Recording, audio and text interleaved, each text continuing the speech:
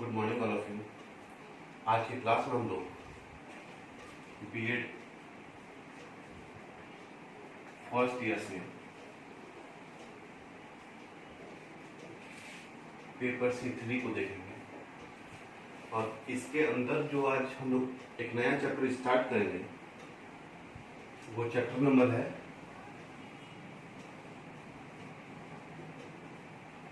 12। Paper C3 का chapter number 12 जिसका topic है, तो आज का जो हमारा चैप्टर है वो है कि सुविधाजनक शिक्षण अधिगम वातावरण, इसके प्रमुख बिंदु एवं चिंता का विषय। यानी कि शिक्षण अधिगम के समय किस प्रकार का वातावरण होना चाहिए क्लासरूम में,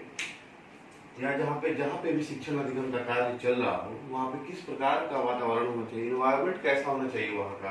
तो उसी के लिए हम लोग उसके प्रमुख बिंदुओं को देखेंगे और उस शिक्षण अधिगम वातावरण के लिए कौन कौन से ऐसे बिंदु हैं जो चिंता का विषय है, या हम कह सकते हैं कि ऐसे कौन कौन से बिंदु हैं जो समस्याओं को इंगित करते हैं, हम लोग उसके ऊपर भी चर्चा करेंगे। तो आज हम लोग इस पेपर C3 में चैप्टर नंबर 12 सुविधाजनक शिक्षण अधिगम वातावरण, प्रमुख बिंदु एवं चिंता का विषय, इसी चैप्टर को स्टार्ट करेंगे और आगे बिंदुवार टॉपिक वाइज सब देखेंगे। तो इस जो चैप्टर नंबर 12 में जो पहला टॉपिक हम लोग डिस्कस करेंगे वो है शिक्षण अधिगम वातावरण, यानी कि टीचिंग लर्निंग एनवायरनमेंट। यानी कि शिक्षा का कार्य किसी भी जगह पे हो, शिक्षा ग्रहण करने का काम या शिक्षा प्रदान करने का काम किसी भी जगह पे हो, वहाँ के किस चीज के लिए हम लोगों को डिस्कस करना है, वातावरण, वहाँ का इन्वायरमेंट क्या हो, वहाँ का इन्वायरमेंट क्या होना चाहिए। जहाँ भी शिक्षा ग्रहण करने का काम चल रहा हो या किसी भी जगह पे शिक्षा प्रदान करने का काम चल रहा हो, तो उस शिक्षण कक्ष की या उस शिक्षण कक्ष स्थिति की वातावरण, एक्चुअल इन्वायरमेंट क्या होना चाहिए, उसके ऊपर हम लोग बात करेंगे। तो ये कुछ प्रमुख बिंदु है जिसके माध्यम से हम लोग शिक्षण अधिगम वातावरण के ऊपर डिस्कस करेंगे। उसमें जो पहला बिंदु है वो है कि सामाजिक संवेगात्मक वातावरण, यानी कि द सोशियो इमोशनल क्लाइमेट। यहाँ पे सोशियो का मतलब सामाजिक और इमोशनल का मतलब संवेगात्मक। यानी कि जब किसी भी समाज में जब वहाँ का समुदाय या वहाँ का समाज या वहाँ का प्रत्येक व्यक्ति जब पूरे सामाजिक रूप से और अपने इमोशनल के साथ शिक्षण अधिगम करने के लिए तत्पर होता है, तो उस जगह का इन्वायरमेंट जो है, उस जगह का जो वातावरण है, ऑटोमेटिक शिक्षण अधिगम प्रक्रिया को पूर्ण करने का ताकत रखता है। अब एग्जाम्पल के तौर पर हम देख सकते हैं कि कोई ऐसा समाज है जहाँ पे कुछ लोग चाहते हैं कि शिक्षा ग्रहण करें और वही कुछ लोग चाहते हैं कि शिक्षा ग्रहण नहीं करें। तो वहाँ पे क्या होगा, वहाँ पे शिक्षण अधिगम का जो ये प्रक्रिया है वो कहीं ना कहीं प्रभावित होगा। और प्रभावित होने से तात्पर्य है कि शिक्षण अधिगम का कार्य पूर्ण रूप से सही तरीके से या सही वे में, सही रास्ते पे नहीं चल पाएगा। जिससे क्या होगा कि वहाँ के बच्चे, वहाँ के समाज, वहाँ के समुदाय के लोग शिक्षा ग्रहण करने में असमर्थ हो जाएंगे। तो सामाजिक संवेगात्मक वातावरण के अंतर्गत हम कह सकते हैं कि शिक्षण अधिगम प्रक्रिया जो संपूर्ण रूप से संपन्न तभी हो पाएगा जब कक्षा, विद्यालय तथा अन्य सीखने की परिस्थितियां शिक्षण अधिगम प्रक्रिया के अनुरूप हो।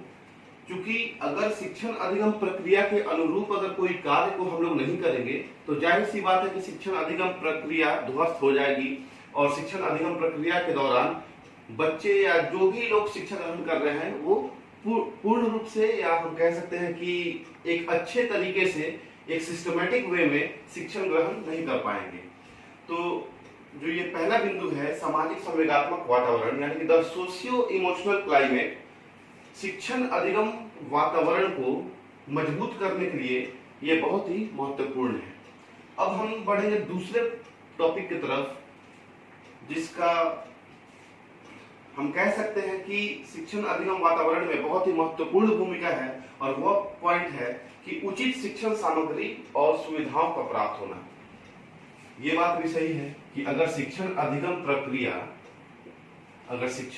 प्रक्रिया को सही रूप में हम लोगों को आगे बढ़ाना है तो उस वातावरण को अच्छा बनाने के लिए हमें क्या चाहिए, उचित शिक्षण सामग्री यानी कि टीचिंग लर्निंग एड और सुविधाओं का प्राप्त होना, यानी कि जो भी बेसिक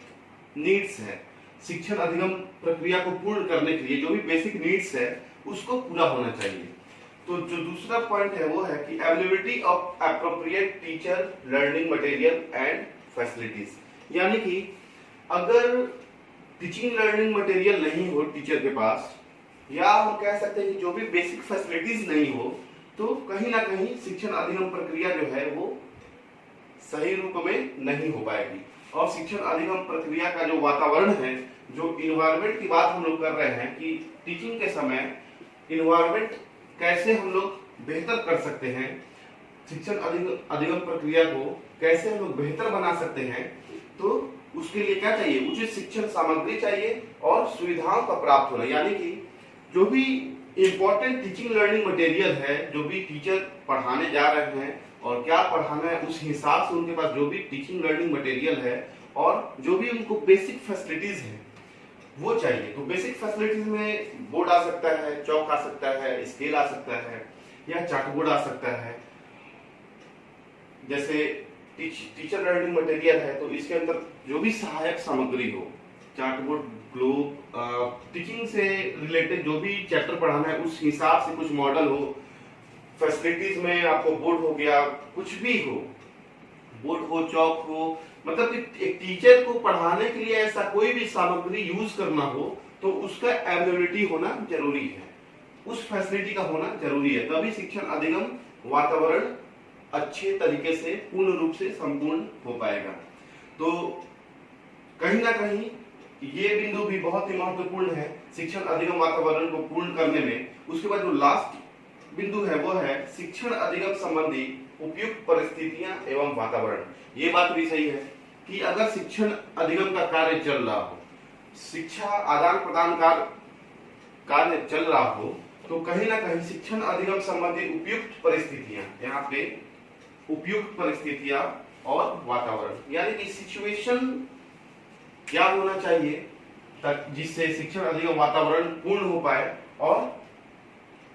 उसके इन्वायरमेंट को बनाने के लिए हम लोग क्या क्या कर सकते हैं। तो इसके बारे में हम लोग थोड़ा सा डिटेल्स देखेंगे कि ऐसा कौन कौन सा उपयुक्त परिस्थिति होना चाहिए जिससे कि शिक्षण अधिगम वातावरण को अच्छा किया जा सके। तो जो तीसरा बिंदु है वो शिक्षण अधिगम संबंधी उपयुक्त परिस्थितियां एवं वातावरण, यानी कि सिचुएशन और इन्वायरमेंट कि कैसा सिचुएशन होना चाहिए शिक्षण अधिगम प्रक्रिया के समय में, ताकि सीखने और सिखाने का जो कार्य है वो संपूर्ण ढंग से हो सके। तो उसे हम लोग बिंदुवार समझेंगे जिससे पता चल जाएगा कि शिक्षण अधिगम प्रक्रिया को पूर्ण होने के लिए ये सब काम भी आवश्यक है। तो पहला जो बिंदु है वह है कि शिक्षण अधिगम के समय, the time of teaching learning, यानी कि शिक्षण अधिगम के समय उचित बैठने, खड़ा होने तथा कार्य करने की व्यवस्था, यानी कि शिक्षण अधिगम प्रक्रिया के समय बच्चों के या शिक्षक के उचित बैठने, उचित खड़े होने और कार्य करने की व्यवस्था के लिए जगह का होना सबसे आवश्यक है। शिक्षण अधिगम प्रक्रिया तभी संपूर्ण हो पाएगा, तभी पूर्ण हो पाएगा जबकि क्लासरूम में या शिक्षण अधिगम प्रक्रिया जिस जगह पे हो रहा है वहां पे उचित जगह की व्यवस्था हो, जहां बैठने का या खड़ा होने का या अपना कोई भी काम करने का उचित व्यवस्था किया जा सके। दूसरा जो है वो है पूर्ण शांत और कोलाहल शून्य वातावरण। पूर्ण शांत से तो आप सभी वाकिफ होंगे कि पूर्ण शांत मतलब पिन ड्रॉप साइलेंस, और कोलाहल पूर्ण शून्य वातावरण, यानी कि एक ऐसा जगह जहां पे कम से कम आवाज भी ना जाए, वैसा जगह का वातावरण निर्माण करना जिससे शिक्षण अधिगम प्रक्रिया अच्छे तरीके से संपूर्ण हो सके। उसके बाद जो तीसरा बिंदु है वह है ध्यान में विघ्न डालने वाले सभी संभावित बातों पर उचित नियंत्रण, यानी कि हम कह सकते हैं कि शिक्षण अधिगम प्रक्रिया के समय में ऐसा कोई भी बात हो जो कंसंट्रेट नहीं करने दे बच्चों को पढ़ने में या टीचर को पढ़ाने में, तो उन सारे बातों को, उन सारे संभावित बातों पर उचित नियंत्रण का होना बहुत ही आवश्यक है। उसके बाद है अध्यापक निष्पक्ष एवं सहयोगपूर्ण व्यवहार, यानी कि एक टीचर का जो व्यवहार होना चाहिए वो हमेशा निष्पक्ष होना चाहिए, यानी कि किसी बच्चे को ज्यादा फेवर करना या किसी बच्चे को कम फेवर करना या किसी बच्चे पर ज्यादा ध्यान देना या किसी बच्चे पे कम ध्यान देना, ऐसा नहीं होना चाहिए। सारे बच्चों को समान रूप से ध्यान देना चाहिए और सहयोगपूर्ण व्यवहार रखना चाहिए, जहां बच्चे भी अपना जो भी कठिनाई है वो अपने टीचर को बता सके। उसके बाद स्वस्थ एवं सहयोगपूर्ण प्रतिस्पर्धा के अवसर, यानी कि टीचिंग लर्निंग के समय हमेशा एक स्वस्थ एवं सहयोगपूर्ण कंपटीशन का होना आवश्यक है, और स्वस्थ एवं सहयोगपूर्ण कंपटीशन जब होगा तो बच्चे उसमें ज्यादा से ज्यादा अपने को आगे करने के लिए कार्य करेंगे। उसके बाद घर का उपयुक्त एवं सहयोगपूर्ण वातावरण, यानी कि जो शिक्षण अधिगम प्रक्रिया है उसमें कहीं ना कहीं घर परिवार भी शामिल है, और घर परिवार का जो आपसी वातावरण है वो हमेशा सौहार्दपूर्ण होना चाहिए, ताकि बच्चे को किसी प्रकार का मानसिक उत्पीड़न ना हो और बच्चे ज्यादा से ज्यादा पढ़ाई कर सके। उसके बाद है जो लास्ट, विद्यार्थी अध्यापकों के बीच उचित अंतःक्रिया एवं सहयोगपूर्ण या सौहार्दपूर्ण वातावरण। टीचिंग लर्निंग प्रोसेस के समय, शिक्षण अधिगम प्रक्रिया के समय विद्यार्थी और अध्यापक के बीच में जो भी रिलेशन है, जो भी अंतःक्रिया हो रहा है वो हमेशा सौहार्दपूर्ण होना चाहिए। और इसके अलावा भी हम कह सकते हैं कि शिक्षण अधिगम प्रक्रिया के लिए, एक अच्छे शिक्षण अधिगम प्रक्रिया के लिए मनोरंजन का साधन भी होना चाहिए, ताकि बच्चे फ्री टाइम में अपना मनोरंजन का कार्य पूरा करें और अपने माइंड को शार्प करें। तो इस प्रकार से हम लोगों ने आज पहला टॉपिक को कंप्लीट कर लिया है और डिस्कस कर लिया कि शिक्षण अधिगम वातावरण के अंतर्गत हम लोग क्या क्या देखें, क्या क्या समझे, क्या क्या पढ़े हैं, और आशा करता हूं कि किसी को भी किसी प्रकार का कंफ्यूजन नहीं होगा। Thank you.